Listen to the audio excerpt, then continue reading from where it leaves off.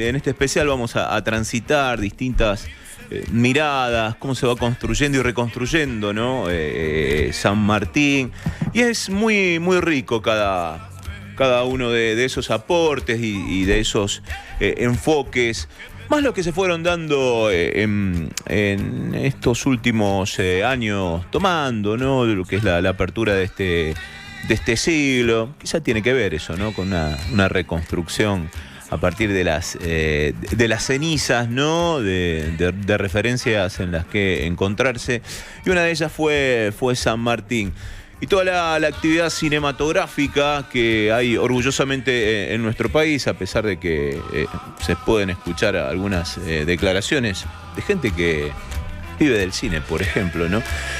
Desoyendo o dándole la espalda a todo ese trabajo que se fue realizando y que se está realizando a pesar de los distintos inconvenientes, tiene que ver y recorre a San Martín.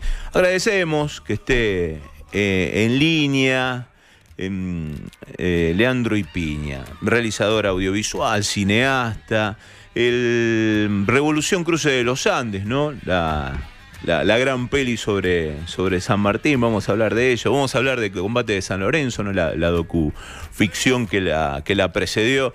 ¿Qué tal, Leandro? ¿Cómo estás? Hola, ¿qué tal? Bueno, gracias por comunicarse. Mucho gusto. Saludos a todos. No, el gusto, ¿no? de charlar con vos. Te conocimos, ¿no? A los directores, a los realizadores también se los va conociendo por su trabajo, pero una pregunta de cajón y generacionalmente corresponde. ¿Cuándo aparece por primera vez San Martín en tu niñez? ¿Cuándo aparece reconfigurado? ¿Y cuándo empieza a ser motivo, tema de tu tarea? Bueno, San Martín aparece como aparece con todos los niños argentinos, ¿no? En la primaria.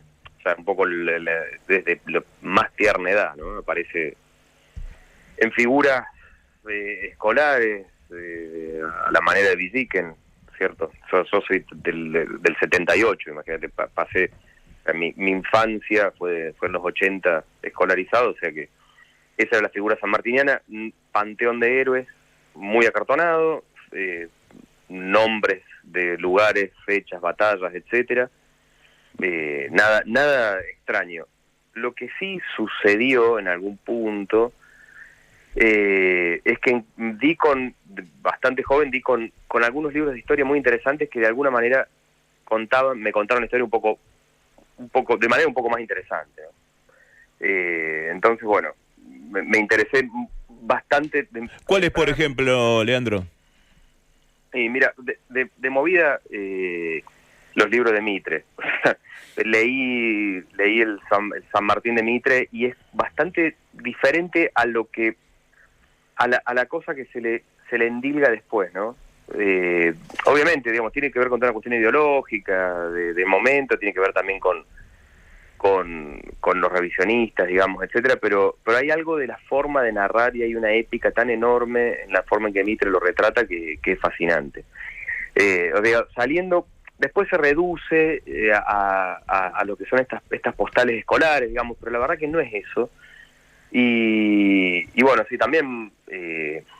nada, qué sé yo, hay una cierta cantidad de autores que después resultan ser muy interesantes con respecto a San Martín en particular, pero de la historia argentina, digo, si se lee un poquito, la verdad que se encuentran cosas muy alucinantes. Y bueno, me interesó un poquito más tempranamente, pero después fue en el trabajo, y como director, donde pude profundizar mejor y donde realmente entendí bastante más la figura de San Martín. Y sobre todo por esto. Y esto, perdón que me extiendo un poquito, pero... No, tiempo tenemos. Bien, perfecto. La verdad es que lo que me fascinó de San Martín en particular y la historia argentina es haber entendido en algún momento que la historia es una forma de narración. Y a mí lo que me interesa básicamente es la narración. Por eso hice cine, estudié cine, me gusta mucho la literatura. Y de alguna manera es la manera de narrar un hecho lo que determina cómo ese hecho se va a comprender. Y tal vez un mismo hecho narrado por dos personas que lo interpretan de manera diferente arroja una luz completamente distinta sobre un personaje o un momento. Y hay un libro en particular, en el momento que me puse a estudiar a San Martín en profundidad, cuando estudié el combate de San Lorenzo, cuando estudié para el combate de San Lorenzo, de la mano de Gabriel Di Meglio, que me dio una mano muy impresionante ahí, fue mi asesor, pero hay un libro que me abrió la cabeza mucho, que es un libro de Martín Coan, que se llama Narrar a San Martín. Y ese libro me dio una perspectiva, o puso en palabras, o sistematizó algo que a mí me venía dando vuelta por la cabeza de toda la lectura, que era, el libro de Coan empieza así. Cuando la Junta Militar del 78, 76 daba algún comunicado, tenía detrás el cuadro de San Martín. Cuando Erp daba sus comunicados, tenía atrás el cuadro de San Martín. Y eso me parece alucinante, digamos, tener a un personaje que puede ser abordado y narrado desde dos lugares completamente contrapuestos, implica que no tanto los hechos, sino la forma de narrarse son las que determinan cómo uno va a ver este personaje o la historia. Entonces, digamos, no es que es libre a cualquier tipo de interpretación y cualquier estupidez se puede decir sobre alguien, pero sí hay algo que, si hay una lectura del pasado, y esa lectura es una lectura realmente profunda, se pueden encontrar cosas que tal vez a primera vista no había. Y un poco eso fue lo que me guió en las veces que retraté a San Martín, que fueron 3. La primera fue el combate de San Lorenzo, la segunda fue Revolución del Cruce de los Andes, y la tercera es un documental sobre el paso de San Martín en Mendoza, hecho para Mendoza. Y en esos 3 puntos de vista de alguna manera, fui entendiendo de que lo que construye un personaje o construye una figura histórica es tanto los hechos históricos como la memoria popular, y tienen de alguna manera un peso significativo, digamos, igual de significativo. Perdón, me extendí un poco en la respuesta, pero siempre me parece que está como un poco junta, digamos, no es solamente lo que uno lee, sino de la manera que se interpreta. Sí. Va por ahí, y creo que es el sentido. Bueno, y también, mira, durante estas 4 horas vamos a ir en esa línea desde lo musical, desde los distintos testimonios que estamos compartiendo, ¿no? Para esos San Martines.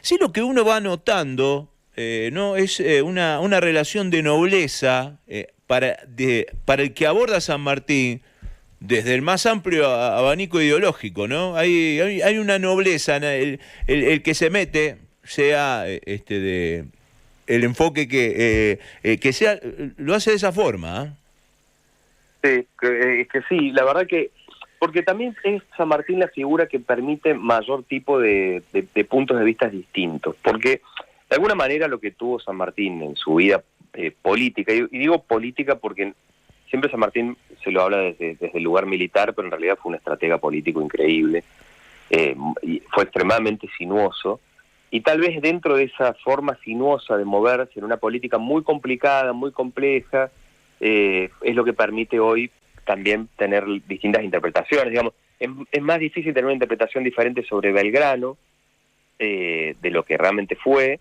que de San Martín, ¿verdad? O sea, Belgrano era mucho más categórico. Belgrano, cuando se planteaba algo, lo planteaba con la fuerza y la pasión, digamos, de un convencido. Digamos, San Martín tenía una forma un poco más sinuosa de moverse también, porque estaba jugando en otra liga.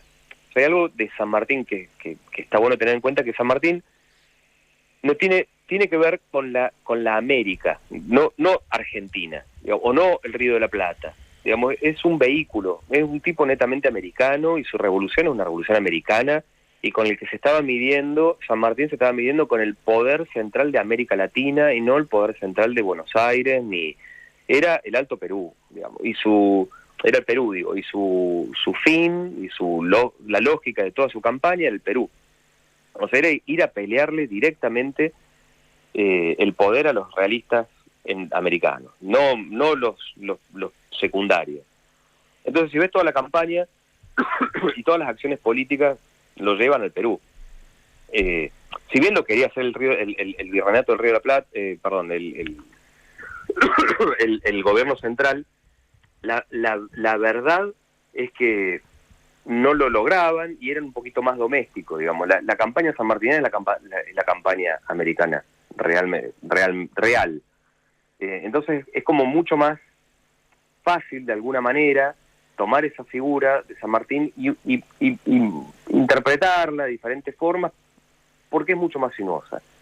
No habla en contra, por ejemplo, sí realmente habla, no está a favor del federalismo, pero la forma en que no está a favor del federalismo es tal vez mucho más federal que muchísimos federales del momento. La manera en que habla del gobierno central de Buenos Aires, digamos, y cómo uno lo puede interpretar de una manera mucho más provincialista, pero también en realidad era por una necesidad de proyección americana. Es un tipo mucho más complejo, extremadamente interesante. Lo que pasa después, digamos, cómo en realidad sigue de alguna manera trabajando para el gobierno nacional fuera del país, el exilio, esta cosa de haber sido como una especie de embajador, no sé, de alguna manera de la Argentina o de lo que va a ser la Argentina ya en el exilio, también lo vuelve muy interesante, mucho más oscuro también, ¿no? Oscuro en el sentido de que no se entiende bien qué es lo que estaba haciendo, o no se sabe bien lo que estaba haciendo, más que alguien con fines, con malos fines. Yo creo que es un tipo que se entregó de manera tal a la idea de una revolución americana, de un nuevo Estado, de una independencia, que lo deja todo, ¿no? Es un tipo que lo deja todo y bueno, es fácil de interpretar de distintas maneras. Y me parece que es hermoso porque pasa a ser parte de la cultura popular. Y eso es un trabajo muy importante que tiene la escuela y que tiene la generación del 80 y son como fundamentales, digamos, para la construcción de esta idea de nación, de nuestra nación. Tomarlos, como vos decís, cuestionarlos, pero también en base a eso construir en estos tiempos esos conceptos no tan necesarios y tan imprescindibles, ¿no? Escuchándote, surge esto también, la mirada, el campo de acción y de resolución estratégico en el Pacífico. Que es lo que tanto cuesta, ¿no? Un país con la cabeza de Goliat, describiría a alguien alguna vez, mirando para el Atlántico, sin embargo, la estrategia, la clave, lo fundamental está en resolver de la otra orilla, por así decirlo. Exactamente. Bueno, una lógica que no se les había planteado, no lo pensaban o tal vez les resultaba imposible por el tamaño. El tipo lo lleva a cabo en muy poco tiempo. Es realmente asombroso lo que hace. Es muy asombroso. Esa cabeza y esa voluntad, ¿no? Es una cosa muy asombrosa. Es nuestro... No, es lógico que sea nuestro prócer principal. Está bien que así lo sea, digamos, ¿no? Tiene un nivel... un tamaño excesivo para el momento que está en la revolución, el momento que están revoluciones americanas, un suicida, o sea, no sé, un suicida calculado, un tipo extraordinario, fuera de toda lógica. Y la verdad, no sé, de alguna manera, creo que lo que plantea, también hay un orgullo con San Martín, ¿no? O sea, todos estamos orgullosos de San Martín, y creo que un poco volvemos al libro de Cohen. Es un tipo que tiene muchos claroscuros, un tipo que tiene... que también es opaco en muchos sentidos y en muchos momentos de su vida. Es un tipo que tiene un montón de defectos, desde la salud, digamos, en adelante, un tipo que está lleno de defectos, incluso decisiones malas, incluso pierde batallas de una manera bastante estúpida y después gana otras de manera sorprendente. Es un tipo que no es, a diferencia de lo que siempre se dice este personaje broncíneo, que si bien esta cosa de bronce tiene mucho que ver para mí con la condensación de los grandes momentos y la lectura histórica, que después nosotros lo relacionamos con Villiquen, pero en realidad es la forma que tiene la historia por ahí de condensarlo para mentes que todavía no están desarrolladas como los niños. Es que se lo piensa Broncínio porque tiene realmente muchos logros, pero es un tipo que en realidad tiene un montón de defectos, si se quiere. Incluso Mitre los nombra, pero constantemente. Y entonces este personaje resulta ser mucho más cercano que otros, digamos, que no tienen ningún defecto, son netamente defectuosos, pero resulta muy cercano y a la vez genera mucho orgullo, porque es un tipo que se sobrepone a cosas todo el tiempo, se sobrepone a enfermedades, se sobrepone a la falta de apoyo de un gobierno, se sobrepone a la pérdida de un ejército, se sobrepone a la muerte de su mujer, se sobrepone al haber perdido de alguna manera la pulseada política con Bolívar, se sobrepone a el exilio. O sea, es un tipo que nada, o sea, resulta mucho más cercano de alguna manera y mucho más interesante y es motivo de orgullo, porque también es un tipo que vence, o sea, es un vencedor. Y nos encanta, a los argentinos nos encantan los vencedores, también, ¿no? Ahí estamos con Leandro y Piña, le vamos a dar unos segunditos para que, no sé si se arme el mate o tome un vaso de agua. Resta la charla por lo que ha hecho Leandro y Piña también sobre San Martín, porque es realizador audiovisual, cineasta, es director de Revolución el Cruce de los Andes, del combate de San Lorenzo y reconstrucción los años de San Martín en Mendoza. Antes de entrar en los detalles, ¿no?, apasionantes, por cierto, de cada una de estas realizaciones, preguntarte a vos como realizador, ¿cómo definiste esto de, y digo por tu formación, no por tu edad, en donde esta cuestión del cine y la falta de recursos y de ahorrar lo máximo posible, ¿cómo dijiste vos, bueno, abordo lo que es San Martín por todo lo que acabas de describir, pero hago cine bélico, caro? Ponele. Mira, fue, la verdad que primero hay dos cuestiones. La primera es que el 2009, año en el que filmamos Revolución, fue un buen año, digamos, no fue un mal año en términos cinematográficos, ¿no? Fue una buena época. Había ya más recursos. O sea, del 2003 en adelante empezó a haber más recursos para todos. O sea que todos pudimos filmar con un poquito más de plata. Segundo, que fue un momento también donde estaban las revoluciones americanas y había bicentenarios por toda América. Y aparece un coproductor que es Televisión Española, donde se puso a coproducir con distintos países películas sobre sus libertadores. Entonces nosotros pudimos entrar también en esa lógica. O sea, vinieron a buscar a ver quién estaba haciendo algo de San Martín y justo nosotros estábamos haciendo algo y entramos. O sea, fue medio así. O sea que también tuvimos la posibilidad de tener una coproducción con España que vino a solucionar bastantes problemas presupuestarios. Tercero, que hay muchos coproductores de la película que dieron servicio, porque por ejemplo el gobierno de San Juan fue coproductor en el sentido de que dio una cantidad de servicios de logística que si no era imposible filmarla. Por eso también la pudimos hacer.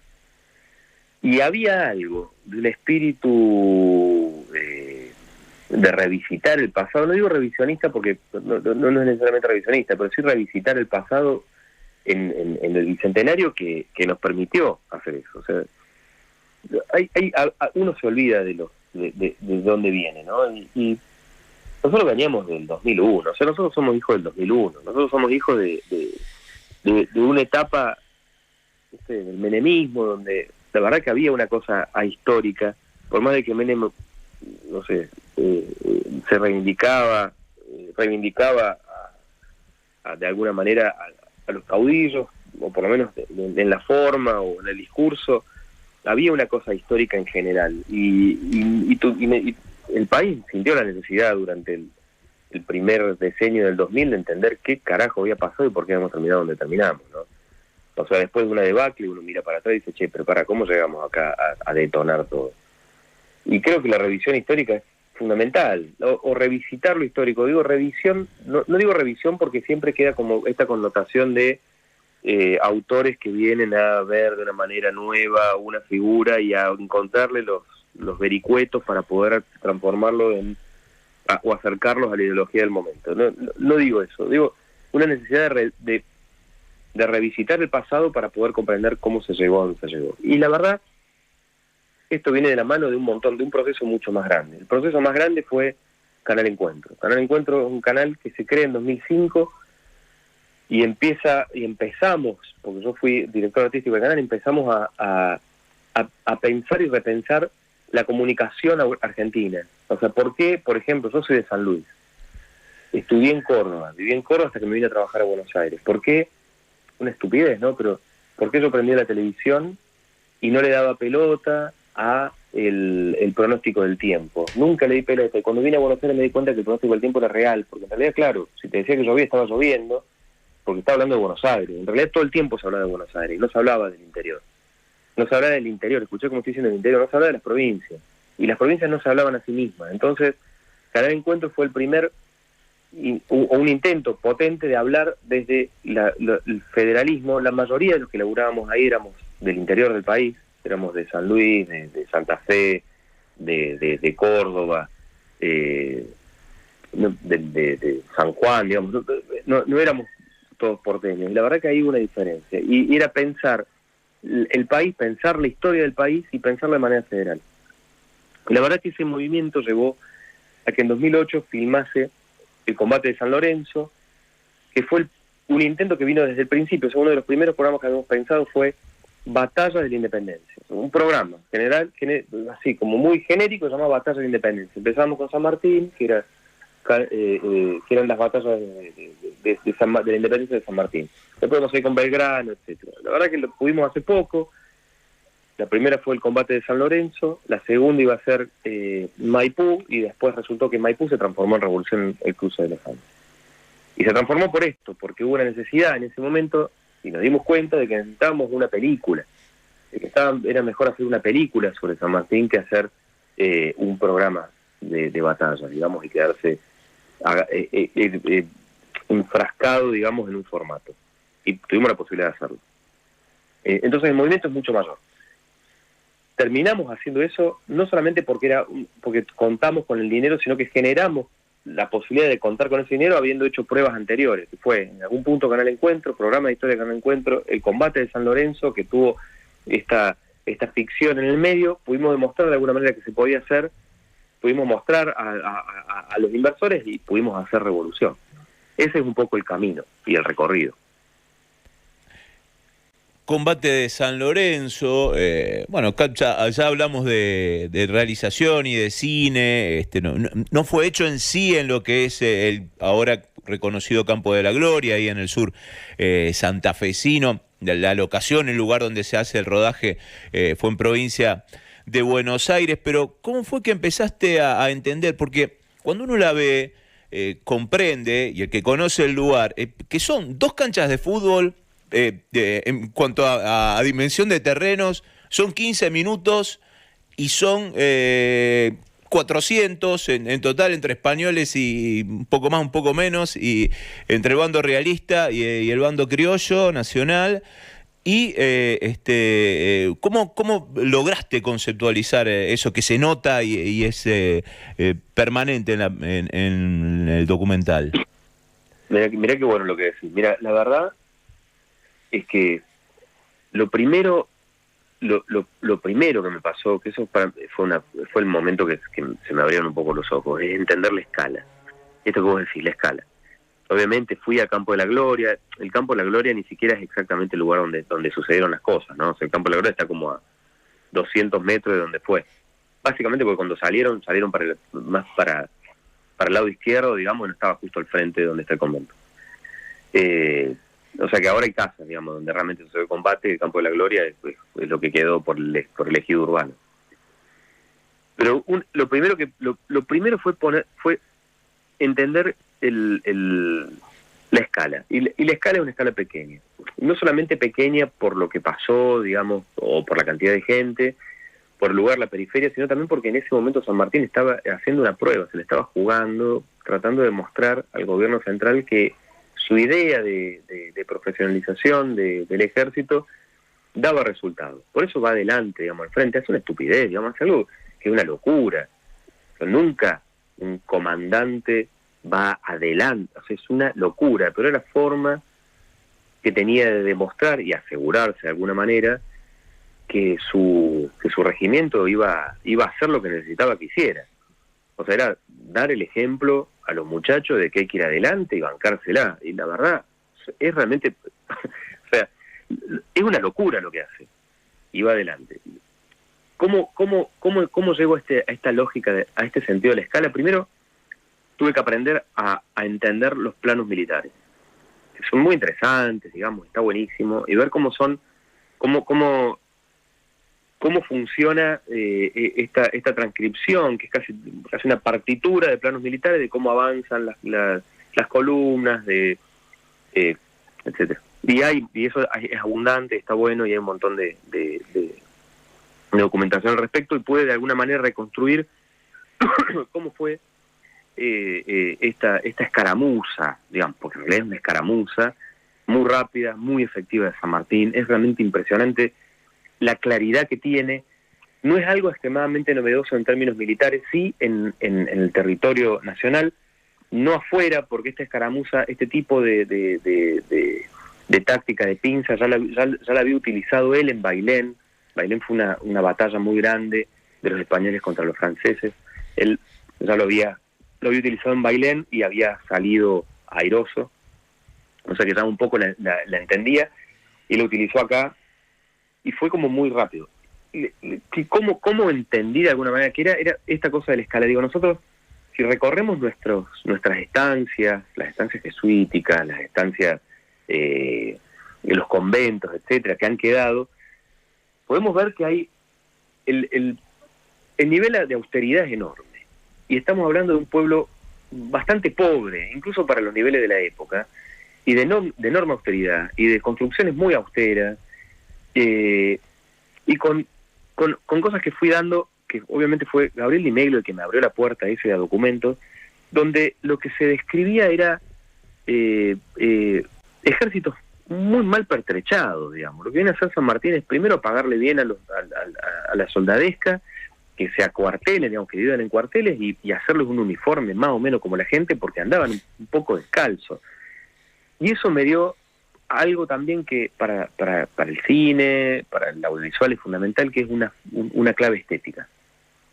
Y la clave estética que encontré fue que los españoles estaban pertrechados pésimamente, y que estaban mejor pertrechados los patriotas gracias a San Martín. Y que encontrar la forma en que San Martín pudiera vestir bien a sus soldados, darles los mejores elementos, implicaba un diseño de vestuario y de uniforme que era bastante económico, porque sus diseños fueron rechazados varias veces porque no tenían los materiales para hacerse. Entonces la austeridad del regimiento de granaderos, la forma en que se ve, eran en realidad materiales existentes y fáciles de conseguir, o por lo menos económicamente abordables. Lo mismo pasaba con los sables, lo mismo pasaba con las lanzas, digamos, había algo de qué es lo que tenemos, qué es lo que podemos hacer, y sobre esto trabajamos, y crea un regimiento extremadamente efectivo con lo que existe. Y esa clave, digamos, estética de alguna manera, es lo que hace que, si ven ahora esa docuficción, hay un nivel de realismo bastante grande. Era lo que más me preocupaba.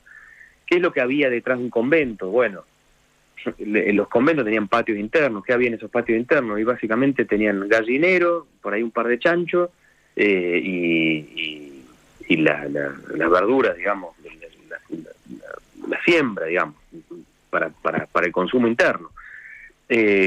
¿Dónde dormían? ¿Dónde comían? ¿Qué es lo que comían?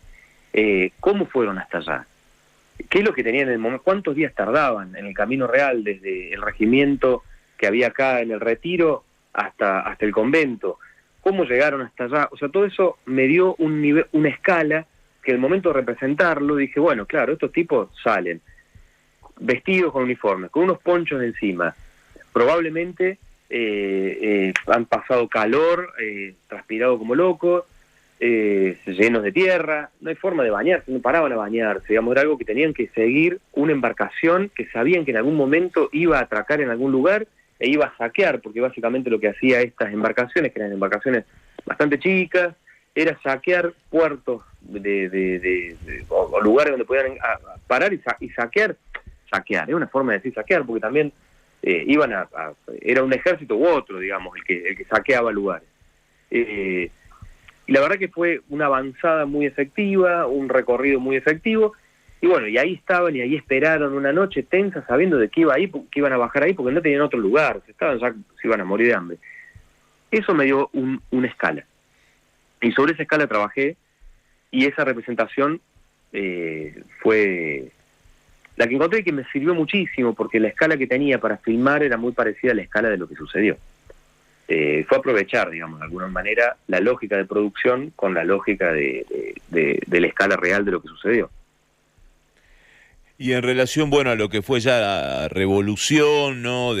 Con otra magnitud, algunos detalles de la misma. Estamos con Leandro y Piña, precisamente, ¿no? Realizador audiovisual, cineasta, más cineasta que realizador audiovisual, por supuesto, una cuestión etaria. Y en caso de revolución, bueno, preguntarte por Rodrigo de la Serna y también por un rasgo que vos marcás, ¿no? El acento español, gallego de San Martín, lógico y riguroso con la historia. No, sí, claro. La verdad que pensar, no fue hace tanto tiempo, la verdad, los hechos no fueron hace tanto tiempo, pero tampoco hacía tanto tiempo antes, digamos, eran solamente los españoles los que regían la economía, digamos, y el sistema de las Américas. Por lo tanto, es lógico que ese acento que había en distintas provincias tuviese un sesgo español. Y el de San Martín es lógico, o sea, un tipo que vivió toda su vida en España, absolutamente toda su vida. O sea, no podía tener otro tipo de acento. Y hay algo que es interesante en el momento que uno lee las cartas y comunicaciones, etcétera, que él intenta todo el tiempo de dar muchos giros americanistas, digamos, en su forma de escritura, digamos. Es como de alguna manera uno puede pensar sobre actuar la forma de hablar local, porque era, bueno, lo necesitaba hacer, ¿no? Es como irse a Córdoba y empezar a usar la tonada mucho para no parecer tan de otro lado. Y bueno, eso fue un poco difícil. Ahí es donde entra también mucho la imaginación. Yo tengo una suerte de lógica con respecto al cine histórico, el que he abordado varias veces, que tiene que ver con que a veces el cine histórico es un poco lo mismo que hacer cine de ciencia ficción. Porque hay que imaginar completamente un mundo pasado, hay que imaginar completamente una forma de relación entre la gente, imaginar completamente un acento, una forma de decir las cosas, una postura, y esa forma, eso es interesantísimo, porque en realidad uno llega a conclusiones espectaculares, y cuando se empieza a trabajar llegan este tipo de conclusiones. Por ejemplo, hay una hidalguía de el militar del siglo XIX. Hay una cosa con respecto al concepto de la muerte, que es completamente distinto al nuestro. Morir en batalla estaba todo bien, digamos. Preferible morir en batalla que morir de una manera deshonrosa, digamos, de una manera honrosa de morir. Había una entrega total, no se pensaba lo mismo, digamos, de la muerte en ese momento, era mucho más cercana. Y había una fe ante todo, digamos, ¿no? Que no había muy pocos, digamos, podían no creer en el cielo, ¿no? En la vida más allá. Y la forma de morir en el campo de batalla es una manera muy honrosa de morir. Ahora, esa cosa de hidalguía, ¿no? Que yo pensaba, bueno, ¿cómo estos tipos se paraban? Entonces, bueno, son más parecidos a los toreros, digo, hoy, ¿qué es lo que hay hoy? Un torero, digamos, me suena más a un torero que a un militar, ¿no? El militar es como una especie de postura que deviene de esa anterior, pero digo, hay algo de el hombre, la hidalguía, el honor, etcétera. En el momento que el vestuarista Julio Suárez arma los vestuarios de San Martín y arma el vestuario de Rodrigo de la Serna, cuando Rodrigo se lo pone, claro, hay algo de la postura del vestuario, de ese uniforme que ya te pone así. Me dice, loco, claro, yo estaba pensando cómo se paraba este tipo. No te podés parar de otra forma con este uniforme. O sea, si te paras de otra forma, sos un saco de papa y te incomoda.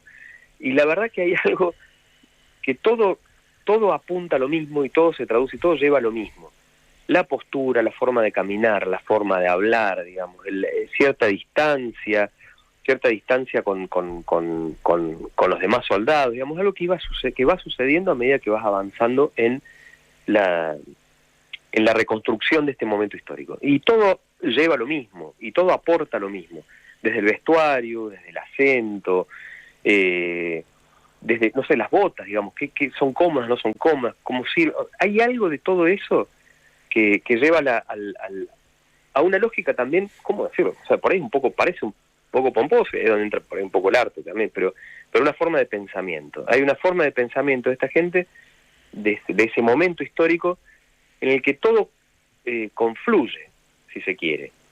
Y el laburo con Rodrigo fue así, de alguna manera, y fue muy interesante, porque Rodrigo es un tipo extremadamente culto, y tiene un cerebrón tremendo, y yo venía investigando 5 años sobre San Martín, sobre el período, muchísima literatura de todo tipo, y en muy poco tiempo él se puso de alguna manera a la par. Y podíamos charlar y discutir de momentos particulares, no desde lo que sucedía, sino desde todo un pasado que traía ese personaje, y eso fue alucinante. Tuve como un compañero de creativo muy importante en Rodrigo, y la verdad que es un laburo para mí extraordinario. Y los minutos finales se los vamos a dar. Estamos con Leandro Ipiña, cineasta, realizador audiovisual. Dirigió Revolución en Cruce de los Andes, El Combate de San Lorenzo y Reconstrucción, los años de San Martín en Mendoza. Arrancábamos el programa haciendo referencia ahí, más que nada de la parte en la localidad, ¿no? de General San Martín. Pero bueno, vos cómo fuiste definiendo, ¿no? esa parte que también tiene, ¿no? Detalles y rasgos a develar, más allá de que se conoce la historia. Bueno, estuvo ahí y desde ahí se proyectó, pero... Mira, a mí lo que estamos hablando de reconstrucción, ¿verdad? Sí, reconstrucción. Digo, lo que a mí me interesó, yo hice un documental de 4 capítulos en Jujuy sobre el éxodo jujeño. Cuando me encontré con esta cosa de irme a Jujuy, a hacer el éxodo jujeño, un poco un pedido del gobierno en ese momento de hacer algo sobre el bicentenario del éxodo, me encontré con obviamente la intención siempre después de una película, como Revoluciones, queremos hacer todo revoluciones, era bueno, no hay plata para hacer eso, nunca. Puede haber pasado una vez, digamos, no va a pasar de nuevo. Hacer cine histórico es carísimo y muy complejo. Y me encontré con la necesidad de hacer un documental, o docuficción, un documental sobre el éxodo jujeño, que es realmente enorme. Y me fui a Jujuy y estuve dando vuelta y me di cuenta que pasaba algo, que nos pasa a todos, de mayor o menor medida, pero ahí es muy potente y hay una necesidad también por ser por ser una provincia de frontera, y ustedes también lo sienten, de una cuestión nacional que no se siente en un país, digamos, como en una provincia como la mía, como San Luis, digamos, que es mediterránea. Digamos, hay algo de una identidad ahí que no está en juego nunca, y me encontré con una provincia que tenía en cada rincón y en cada esquina y algo que remitía a su historia. Y todo el mundo tenía una opinión sobre el éxodo, y todo el mundo tenía una opinión sobre Belgrano y todo. Y me pareció alucinante, porque dije, acá hay algo mucho más interesante que el hecho histórico, y es la historia viva, y es el saber popular, y se trató sobre eso. Y cuando fui a hacer reconstrucción, utilicé de alguna manera la misma mecánica, o la misma lógica, que era, la historia es la historia, y está todo bien, pero la historia popular es igual de importante, y el boca en boca es igual de importante, y lo que queda de ese momento es igual de importante. Entonces fue, de alguna manera, reconstruir ese paso de San Martín por Mendoza, pero a través de las múltiples voces que lo podían llegar a retratar. Desde las voces académicas a las voces populares, digamos. Desde los festejos que hay, que son hermosos, digamos, donde son festejos muy populares y muy interesantes, donde hay actores, digamos, que lo interpretan, a la academia más dura e interesante. Y me pareció como una forma de abordar lo que a mí me gusta mucho, y es algo que después seguí haciendo y lo voy a seguir haciendo, que es poner en el mismo lugar. Porque yo creo que somos lo que recordamos. y somos lo que interpretamos como país, como nación. Y nuestra identidad es eso, es lo que queremos recordar, es lo que olvidamos, es lo que queremos esconder, y es también, de alguna manera, lo que sobreactuamos. Y bueno, y la figura de San Martín, obviamente, digamos, nos pasa a todos, y en Mendoza, que hay una apropiación lógica por haber sido la cuna del Ejército de los Andes, digamos, ahí se nota mucho más. Y fueron pocos los años, pero la transformación es muy, muy grande. Y lo que queda del paso de un hombre semejante en la provincia, como Mendoza, es muy grande. Y bueno, fue hermoso retratarlo de esa manera. Y es algo que voy a seguir haciendo, digamos, es algo que me gusta mucho, la forma de retratar la historia así, a través del presente, ¿verdad? Leandro, te agradecemos no solamente estos minutos, ¿no? Bien fructíferos de charla, sino también toda la tarea que llevas adelante, realmente de corazón. Bueno, muchísimas gracias por este tiempo, porque la verdad que generalmente no hay mucho tiempo para hablar, y me parece lindo poder hablar un tiempo largo, básicamente porque estamos en un momento de la historia donde todo es tan fugaz y todo tan inmediato, y todo tiene que tener un efecto tan inmediato que es, no digo abrumador, sino más bien desorienta. Entonces, te agradezco muchísimo este tiempo para hablar. La verdad que me gusta mucho y bueno, espero poder comunicarnos alguna otra vez si es necesario. Eso pero seguro, ahí te tomamos el compromiso con la audiencia de testigos. Abrazo y feliz día, Leandro. Muchas gracias, fuerte abrazo a todos. Leandro Ipiña, cineasta, realizador audiovisual, Revolución, el cruce de los Andes, el combate de San Lorenzo y también Reconstrucción, los años de San Martín en Mendoza, las realizaciones que hizo en este especial de San Martín.